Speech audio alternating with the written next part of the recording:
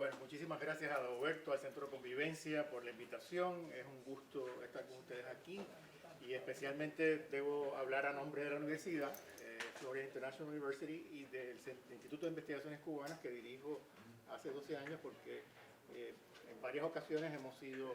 los anfitriones de esta actividad y realmente es un gusto compartir con ustedes. Lo otro es que agradecer que también voy a estar en el panel con mi colega Elaine Acosta, con quien yo creo que vamos quizás a tener algunos puntos en contacto, pero ya se verá cuando escuchen las dos presentaciones. Comenzaré directamente comentando algo acerca de esta, me parece, elocuente imagen de Armando Mariño del año 2002, que yo creo que de alguna manera resume lo que tengo que decirles aquí, acerca del éxodo cubano contemporáneo. Cuando digo contemporáneo me refiero sobre todo a los últimos 3 años, 2020 a 2023, por razones que voy a explicar ahora, pero también quiero hacer un poquito del trasfondo histórico de las oleadas migratorias previas para ponerlo en contexto y sobre todo para enfatizar desde el principio que esta es la oleada migratoria más grande en la historia de Cuba. Y no solamente en la historia de Cuba después de la revolución, sino de antes. Estamos hablando de quizás entre medio millón y 1 millón de personas, dependiendo de la fuente de información que uno utilice. Y esto para una población de menos de 11 millones. Ya hay algunos cálculos de que la población cubana puede haber bajado a 10 millones si se toma en cuenta el impacto demográfico de esta migración. Entonces,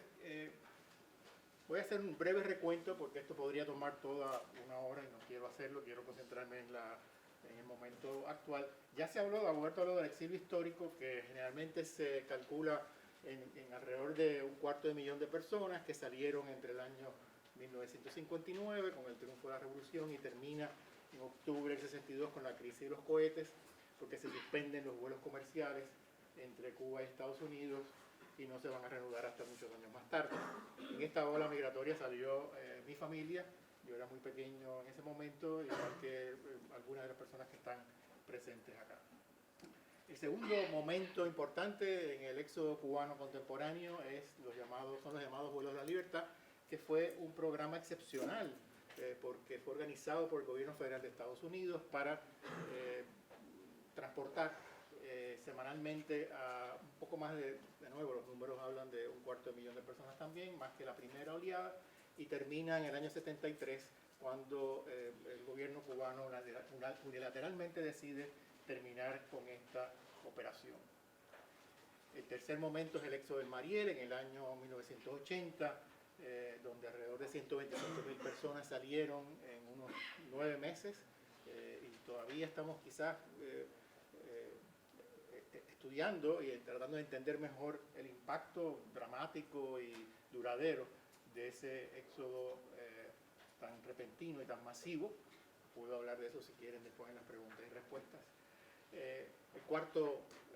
La cuarta etapa es la crisis de los balseros en el año 94, donde se calcula que solamente en un mes, entre agosto y septiembre del año 94, salieron alrededor de 31.000 personas. Algunos cálculos elevan un poco el número, pero lo importante es que estamos hablando entonces también de un momento importante, sobre todo por lo corto que duró esa crisis que se resolvió, al menos temporalmente, cuando la administración de Clinton en Estados Unidos decidió crear la política de pies secos, pies mojados, que duró, como pueden ver ustedes, es el periodo más largo de los que he señalado hasta ahora. Esta es la quinta etapa en más de 6 décadas de éxodo. 716.000 personas salieron, no todas obviamente por medio de la política de pies secos, pies mojados, pero fueron los registrados oficialmente por el gobierno de Estados Unidos, que terminó entonces en 2017, y aquí es donde quiero concentrarme, con la cancelación por parte del presidente Obama de la política de pies secos, pies mojados, y eso ha iniciado un nuevo periodo. Como ven ustedes, no le he puesto un nombre porque no sabemos muy bien cuál va a ser el carácter dominante de esta oleada, pero ciertamente, como ya les había dicho al principio, se trata de la oleada más numerosa. Si se toma en consideración que no están en estas 236.000 personas, estos son los admitidos legalmente como residentes, las personas que están en distintos estatus legales como parol, con órdenes de deportación, en proceso de asilo, en fin, esto lo voy a comentar en unos momentos. Es muy difícil de cuantificar, pero de todas maneras estamos hablando de nuevo de en 3 años solamente, bueno, aquí estamos hablando de los 5 años, del 2017 en adelante, una cantidad comparable a las primeras 2 oleadas del éxodo. Entonces, bueno, el proceso comienza a partir del momento en que Estados Unidos y Cuba restablecen relaciones diplomáticas bajo la administración Obama. Antes de salir de la Casa Blanca, el presidente Obama hizo este anuncio sorpresivo para muchos, para otros era de esperar, de que iba a cancelar esa política un poco arbitraria, ustedes recordarán, de distinguir entre aquellos que llegaban a Estados Unidos y tocaban territorio americano. Esos eran admitidos, se les permitía acogerse a la ley de ajuste cubano, hacerse ciudadanos permanentes, residentes permanentes primero y después ciudadanos, y los que eran detenidos por la Guardia Costera eran devueltos y deportados a Cuba. Esa distinción arbitraria, a mi juicio, terminó en el 2017 y entonces dio pie a una nueva forma de emigrar, ya sea por mar o cada vez más por tierra. Aquí vean ustedes las estadísticas disponibles sobre la migración marítima, o sea, los balseros, que han llegado a partir del 95, que fue cuando comenzó la política de pies secos, pies mojados. Eso produjo un cierto aumento a fines de la década de los 90, altas y bajas en la de 2000, y noten ustedes cómo llegó a su pico en el año 2015, justo en el momento en que se están normalizando, entre comillas, las relaciones entre Cuba y Estados Unidos, por miedo precisamente a que se terminaran estos privilegios que tenían los que llegaban sin documentos, y luego una caída estrepitosa hasta llegar prácticamente a cero en la época de la pandemia del 2020, como ahora estamos reviviendo, y ya de hecho los últimos números de 2022 y 2023 rebasan las cifras de todo el periodo anterior. Es decir, siguen llegando balseros a Miami, gente que está cruzando los estrechos de la Florida o que tratan de cruzarlos y son devueltos a Cuba, pero ya este no es el modo principal de llegada. Yo recuerdo cuando en algún momento hace un tiempo comencé a darme cuenta, igual que otros estudiosos, de que la vía preferida por los cubanos emigrados en este momento era la terrestre, es decir, por el camino por Centroamérica para llegar a la frontera con México. De nuevo, sigue el flujo marítimo irregular, pero ya no es la vía principal. Esto lo he llamado en un reporte periodístico hace algún tiempo un Mariel silencioso, porque contrario al episodio del Mariel en el año 80, cuando realmente los medios de comunicación estaban llenos de titulares generalmente negativos sobre la llegada de los llamados Marielitos, no ha sido tan así en los últimos años, con esta migración cada vez mayor de personas que vuelan primero a Nicaragua, dado que no necesitan una visa, y de ahí empiezan el largo, tortuoso y complicado camino para llegar a la frontera con Estados Unidos y buscar la manera de entrar, ya sea solicitando asilo o simplemente cruzar clandestinamente la frontera México-Estados Unidos. Estas son las estadísticas disponibles del Servicio de Customs and Border Protection, de aduanas y protección de la frontera, que se pueden consultar en la página web del Departamento de Seguridad Nacional. Fíjense cómo el primer año disponible, que es el 2020, es una migración bastante discreta, de menos de 15.000 personas detenidas. La frase de encuentros nacionales, National Encounter, es muy ambigua y hasta ahora yo no he podido desempacarla claramente, porque son personas que han cruzado la frontera de México sin documentos apropiados, y el servicio de patrulla los detiene y los registra, los inscribe. ¿Qué hacen con ellos si les dan documentos de residencia, asilo, si tienen que regresar, en este caso a Cuba o a México? No lo sabemos. No hay manera de entender claramente cuál es el resultado de estos llamados encuentros. Lo que sí sabemos es que en el año 2022 se disparó hasta ahora el número de encuentros, y de nuevo estas personas pueden ser gente que han sido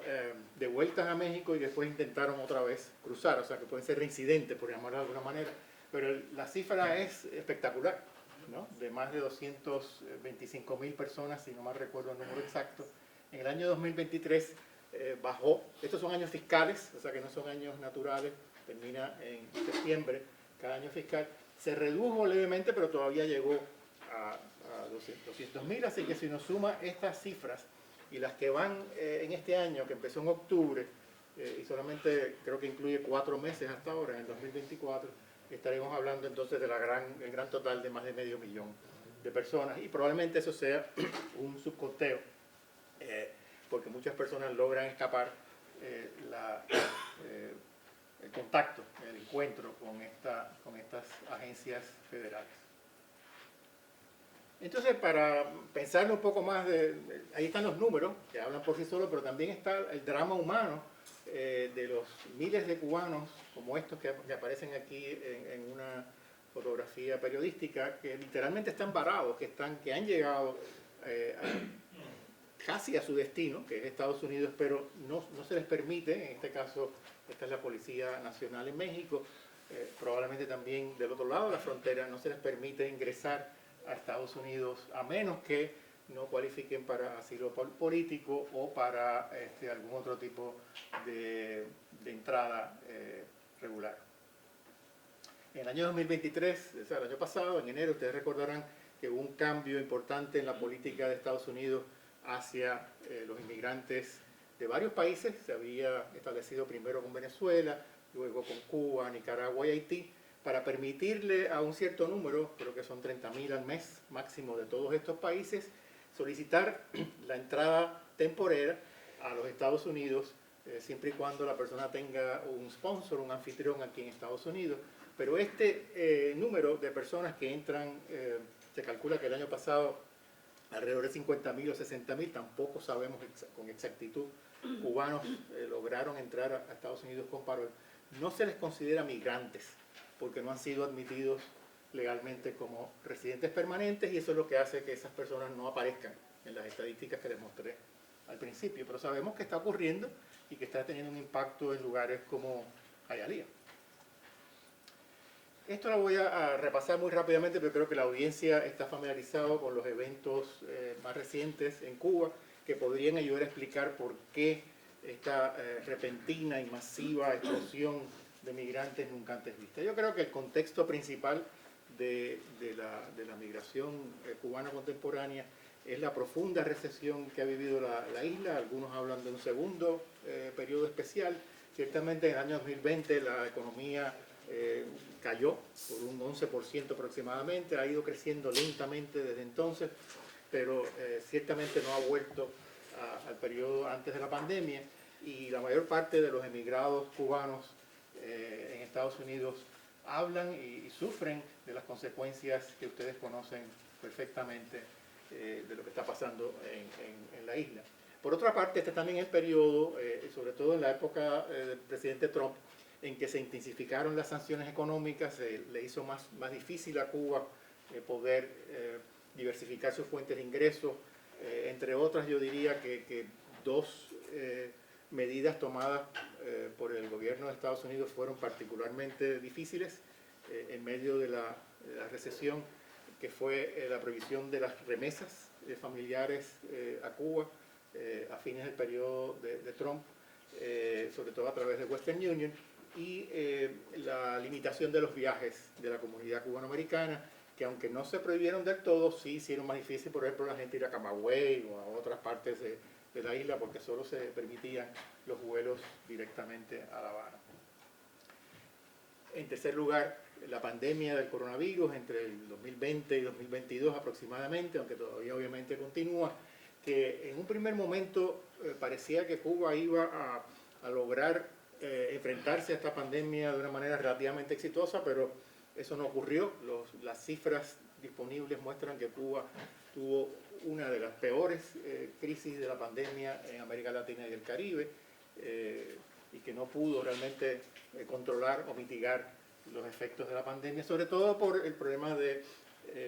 la necesidad de salir a la calle, de hacer las colas para las comidas, como se ilustra en esta fotografía que tengo aquí. Esto llevó al cierre de las fronteras internacionales en Cuba como en otros países. Es decir, los aeropuertos estaban vacíos, nadie iba a Cuba, con excepción quizás de algunos turistas rusos que llegaron a Varadero, etc. Ustedes recordarán que provocó un brote del virus, del coronavirus en esa área. Y sobre todo, y este es el próximo punto que quería señalar, el colapso de la industria turística que se había convertido desde hacía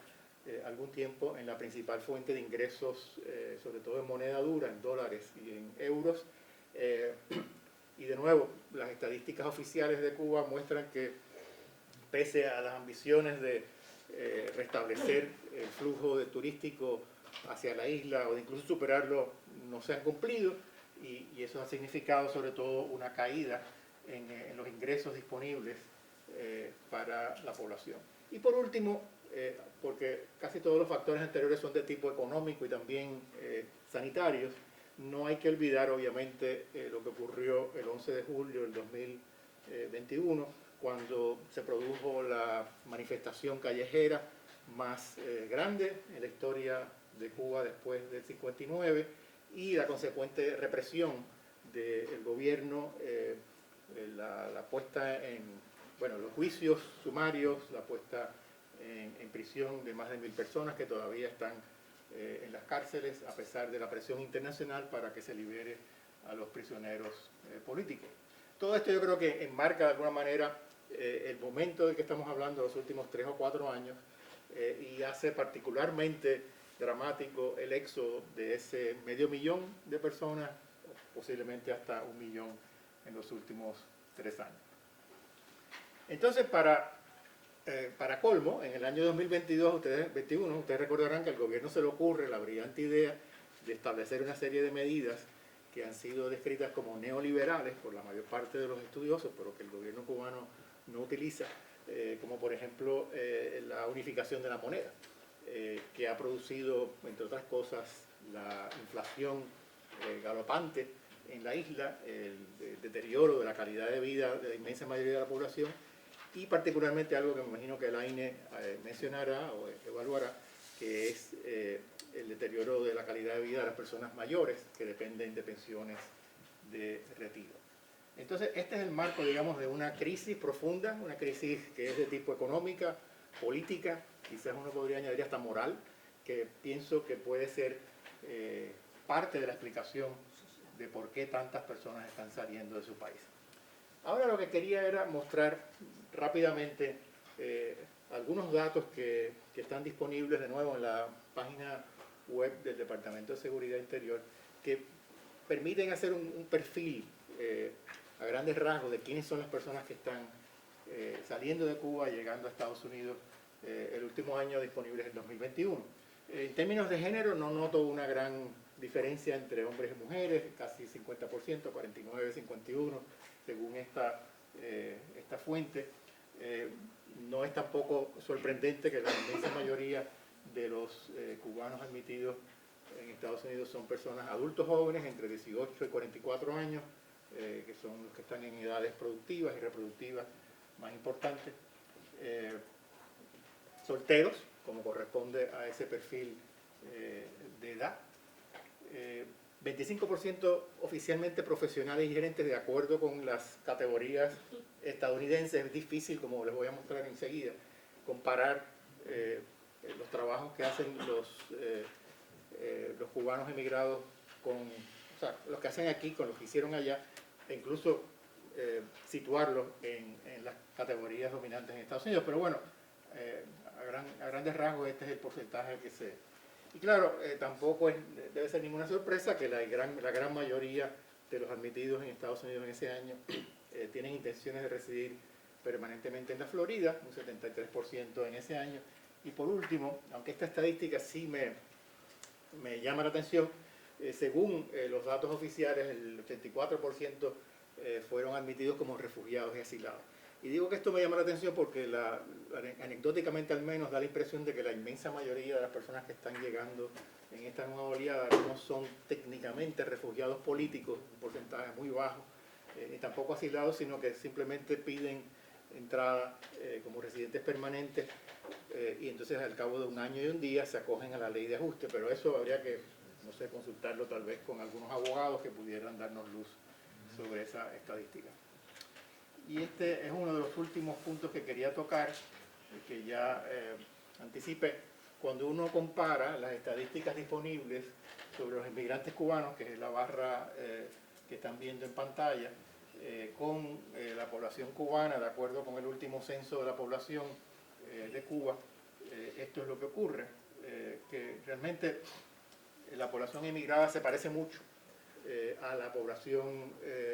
cubana en términos de su distribución ocupacional, con algunas diferencias. Por ejemplo, ya señalé que alrededor del 25% de los inmigrantes cubanos son profesionales y gerentes, o sea, están en las escalas más altas del mercado de trabajo, mientras que en Cuba un poco mayor, más del 30%. En cuanto a trabajadores diestros, semidiestros, no se ve completa la categoría ahí, o sea, obreros fundamentalmente y servicios, muy parecido el perfil, y sí se ve una mayor proporción de vendedores y oficinistas, que es lo que técnicamente llamaríamos ocupaciones de cuello blanco en Estados Unidos. En general yo diría que el cuadro muestra que la emigración cubana contemporánea no es selectiva, fundamentalmente, de las ocupaciones a las que se dedican los cubanos en la isla. Es decir, que si a uno le preguntan quiénes son las personas que están saliendo, está saliendo todo el mundo. Todo el que puede comprar un pasaje a Nicaragua, lo más probable es que se lo están mandando en los fondos aquí de Miami, los parientes, para emprender ese proyecto migratorio tan complicado. Esta mañana salió precisamente en la versión digital del Nuevo Herald un artículo que se lo recomiendo mucho porque tiene que ver con el tema que estoy trabajando, que habla de las tensiones que se han creado en la ciudad de Hialeah con la llegada de esta nueva ola de inmigrantes, y esta es la foto de una familia recién llegada que está buscando beneficios gubernamentales en una de las oficinas de esa ciudad. En ese artículo se mencionan específicamente los problemas de vivienda que está confrontando la ciudad, y los que vivimos aquí sabemos, por ejemplo, que hay dos temas ahí fundamentales para este asunto, que son los llamados efficiency, los pequeños apartamentos que han proliferado a lo largo de toda la ciudad, sobre todo en los últimos años por el aumento en el costo de la vivienda. Y se insinúa, aunque no hay datos contundentes, que gran parte de la demanda de esos efficiency son los recién llegados de los que he estado hablando. Y también hablan del problema de los trailers, o sea, de este fenómeno que yo francamente no había prestado mucha atención en Hialeah. Parece que es bastante común tener uno o dos botes dentro de la misma vivienda o al frente de la vivienda, pero esos botes no son realmente de carácter recreacional, son para alquilarlos a personas que pagan por vivir en esas condiciones precarias. Hay que conectar la electricidad a la casa de manera clandestina, hay que hacer alguna conexión para que puedan tener agua, etc. Y el gobierno del municipio de Hialeah, de la ciudad de Hialeah, ha estado regulando estos dos aspectos en particular, porque les parece que no es apropiado que tantas casas tengan trailers y efficiency que no están regulados por el municipio. Habrá que ver, yo creo que, de nuevo, el hecho de que aparezca un artículo en el principal periódico en español sobre este tema es una señal de alarma, de preocupación, que no ha sido común. Si uno mira en los últimos 3 o 4 años, la prensa en Miami no le ha prestado mucha atención al impacto de la migración cubana más reciente en la ciudad. Y con eso quería terminar, y quizás un poco en preparación a lo que mi colega Elaine Acosta va a elaborar, es que quedan muchas preguntas de investigación. Solamente voy a plantear algunas para, digamos, provocar la discusión. Una es, como ya insinué anteriormente, que por primera vez en muchos años, yo diría incluso que en la historia del éxodo cubano, para muchos cubanos que llegan a Estados Unidos no queda claro cuál es su camino hacia la regularización legal. Es decir, si entran sin documentos, el que viene con una visa de inmigrante, ese no es un problema, ¿no? El problema son los 500.000 que llegaron en los últimos 2 años cruzando la frontera sin visa de inmigrantes. ¿Cómo se van a ajustar? ¿Cuál va a ser su camino hacia la ciudadanía? Si ese es el patrón que prefieren, no está muy claro. Sobre todo porque, por eso escogí esta imagen, no sé si se ve ahí, porque el formulario que les están otorgando a muchos de estos inmigrantes potenciales, el I-220A, aparentemente, según una corte que dictaminó sobre este tema, no es suficiente para probar que la persona ha sido admitida legalmente a Estados Unidos y por lo tanto califica para la residencia 1 año y 1 día después. Entonces, eso no sabemos tampoco exactamente cuántas personas están en esa situación. Yo he visto cálculos de quizás 200.000, 250.000, la mitad de todos aquellos que han entrado, están ahora en un limbo legal que de no resolverse de alguna manera judicial, van a tener que regresar a Cuba en vista de que no tienen posibilidad de insertarse legalmente en Estados Unidos o quedarse ilegalmente, lo cual los convertiría automáticamente en inmigrantes indocumentados. Eso también sería algo totalmente nuevo para el caso cubano. Entonces ya mencioné brevemente, este es uno de esos efficiency, uno de los más elegantes me parece a mí, que se pueden encontrar en Hialeah. Además del mercado de vivienda, tampoco sabemos mucho acerca del mercado de trabajo. El impacto que pueda tener la llegada de cientos de miles de inmigrantes con las características que ya les presenté, o sea, personas que van desde los niveles más altos del mercado de trabajo, profesionales, gerentes, hasta obreros sin destrezas, añadido al hecho de que muchos de los que fueron profesionales en Cuba, doctores, ingenieros, profesores, no pueden ejercer necesariamente su profesión aquí, a menos que sepan inglés o que sean certificados con sus títulos profesionales. Eso tiene que estar teniendo algún tipo de impacto local, pero no sabemos cuál es. No hay estudios, no hay ni siquiera cifras. Por ejemplo, he estado manejando cifras de 100.000, 200.000, la mitad de los que han llegado. Pero bueno, lo que está claro es que son muchos y están impactando esta situación económica. Un tema que sí ha llamado la atención, han salido algunos artículos periodísticos aquí y allá en la prensa local, es la llegada de miles de niños, ¿no? Cubanos que llegan muchas veces a mitad del año académico, quizás no tienen los transcripciones de créditos, etcétera, las vacunas que se requieren, y particularmente el tema del idioma es un tema clave para entender bien o mejor cómo se van a adaptar al sistema de vida norteamericano. ¿Qué desafíos plantea eso para los maestros y maestras que tienen que atender a todos estos niños en sus salones de clase? Sabemos poco también sobre el tema de la ideología política, aunque claro, hasta que este grupo no se haga ciudadano no podrá votar y no tendrá entonces un impacto directo en el sistema electoral, pero sí hay algunos indicios de que ideológicamente este grupo tiende a ser conservador desde el punto de vista de la política estadounidense, que hay mucha simpatía por el precandidato republicano Trump, entre todas las oleadas, pero particularmente en las últimas de las que he estado hablando. Y en fin, esto es algo que también hay que estudiarlo. Mi colega Guillermo Grenier, que lleva años estudiando a través de encuestas la opinión pública de la comunidad cubanoamericana aquí en Miami, probablemente va a encontrar, la próxima encuesta se hará antes de las elecciones de noviembre de este año, a ver cómo es que este grupo y los que han llegado un poco más temprano se inserta en el sistema partidista estadounidense. Y por último, y de hecho esto ha estado presente en gran parte de mis comentarios, yo creo que es importante entender mejor cómo se incorporan estos nuevos migrantes a la comunidad cubanoamericana ya existente. Hasta ahora, esa comunidad, que ya tiene 6 décadas de establecida, ha logrado absorber a la mayor parte de los inmigrantes recientes. Recuerdo, por ejemplo, cuando hablé del Mariel, cómo eso fue en su momento un momento clave, difícil, porque los llamados marielitos no eran percibidos de la misma manera que los que llegaron antes del 80. Tampoco los balseros en su momento fueron